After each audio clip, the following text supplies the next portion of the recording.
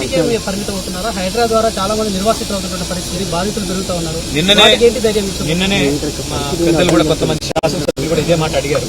మేము తొందరలోనే అందరం సిటీ శాసనసభ్యులందరం కూర్చొని ఎందుకంటే ఇవాళ పెద్దలకు ఒక న్యాయం, పేదలకు ఒక న్యాయం అన్నట్టు మంత్రులు, ఎమ్మెల్యేలు, ముఖ్యమంత్రి గారి అన్నలు, తమ్ముళ్ళు వాళ్ళనేమో ప్రభుత్వం ముట్టుకోవట్లేదు.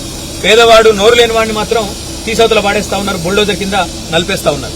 కాబట్టి మేము నగర శాసనసభ్యులందరం కూడా పెద్దలు కేసీఆర్ గారి ఆదేశం మీరు కూర్చొని ఈ విషయంలో ఏం చేయాలి ఒక నిర్ణయానికి వస్తాం. కానీ ఒక్క మాట మాత్రం పక్కా, ఎక్కడ ఎవరిని బుల్డోజర్ ద్వారా వాళ్ళ ఇల్లు కూలగొట్టినా మేము కట్టిన ఇల్లే రెడీగా ఉన్నాయి 40,000 అందులోకి వెంటనే ఇయ్యండి, వాళ్ళ రోడ్డు మీద పడేయకండి.